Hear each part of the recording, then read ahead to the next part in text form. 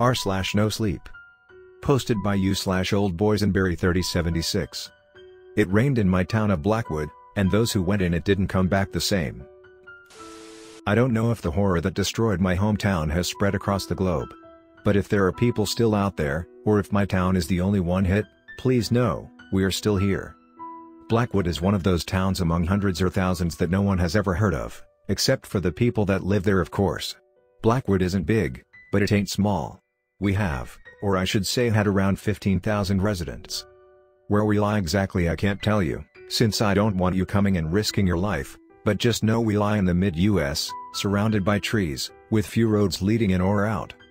You might look it up on Google Maps, and maybe you'll find it, or maybe you won't. Doesn't matter nonetheless. I was born in Blackwood as Daniel Hodkin, but people call me Dan, and I loved it dearly. I loved hearing the whistle of the wind passing through the trees on morning walks. I loved talking to my friendly, well, most of them are friendly neighbors. Oh, how much I would give up to stay here. But then came the rain. It was going to just be a normal year, normal month, normal week, normal morning. I was simply sitting on my leather couch watching Stranger Things, when I hear some chatter outside my house. At first, I didn't think much of it, and simply continued watching. I wasn't the type to go out and investigate things, not the type to be a hero. All I wanted really was to continue my 20-year-old lifestyle. So I kept watching, but I think it was after 15 minutes I heard a knock at my door. So, like any normal person, I got up and opened the door. In front of me was my next-door neighbor Harold, who was a kind 30-year-old who lived alone like me. For some reason, we simply got along splendidly. Maybe it was because we both were single. Maybe because we just wanted to be friends. But I digress. But now Harold didn't have his normal bright smile. He still had a smile, but it was more a fake smile, just to keep a positive mood. "Hey, how you doing, Harold?" asking him in the normal polite way. "Fine," he responded, before taking a step back and looking at the sky.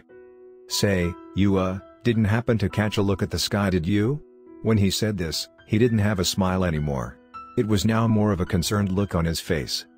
Confused, I shakes my head no. "Why, is something wrong?" "It's best if I show you," he said, walking and gesturing me. While walking along, a small spider shot out from under a plant pot in my front yard right next to Harold. "Oh fuck!" he screamed before stepping in it with a stomp like he was Godzilla. Jesus, I hate spiders. It was now when I looked around that there were dozens of people on the streets, looking up, not looking at anything else, just looking up. It was then when I looked up. I rubbed my eyes before looking again. But nothing changed. "What the hell?" I whispered. It was a regular blue sky with the sun rising, but it was mostly covered by clouds. Blood red clouds. What the fuck? Yeah, that's what I was thinking. Red skies in the morning weren't unusual, but the sky wasn't red, it was just the clouds. And they didn't look red because the sun was on them, they were red, that's all it is. They were just red. The news, I thought. Maybe the news has something on it.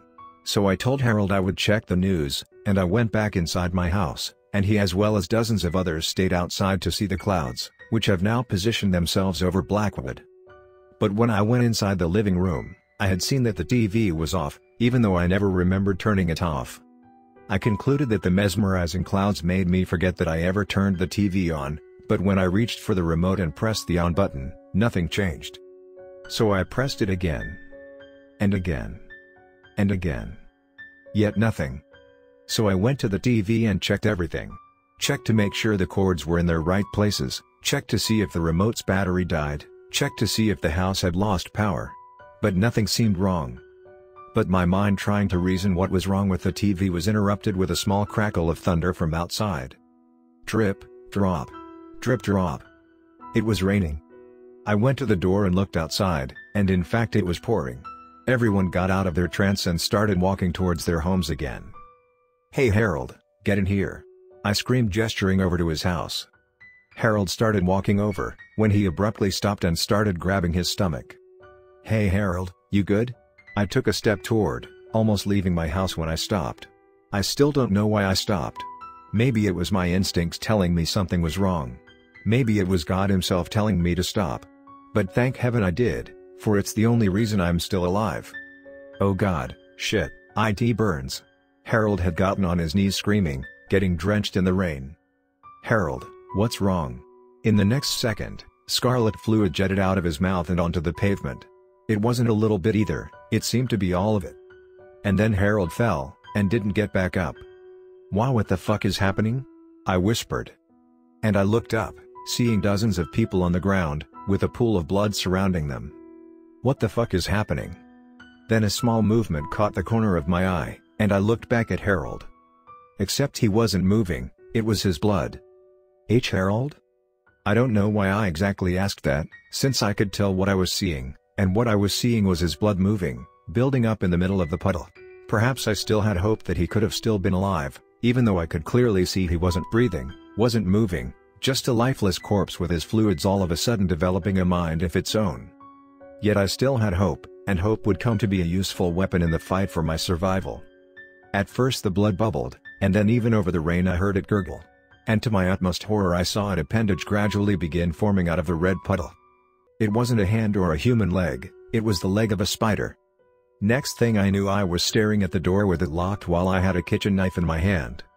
I had done it all so fast I barely remembered where in fact I was, till I heard knocking at the door. Then I did something stupid, something that almost cost me my life. Although I felt others would have done the same. Hello? Is someone there? No response. A split second later, I felt wood chips hit my face as the door in front of me exploded, sending me backsliding on the floor and slamming against the wall. Fuzzy vision, pain everywhere, a clicking and gurgling noise that sounded of an overgrown bug. Then my vision came back and in front of me I saw, well, an overgrown bug. At the foot of a door laid a spider that was half my height, with long legs which ended in a point, 8 beady eyes staring at mine. But the most defining feature of this creature was that it was red. Blood red. Simply by instinct, I got up and ran to the stairs, essentially climbing them as I heard the red spider closing in behind me.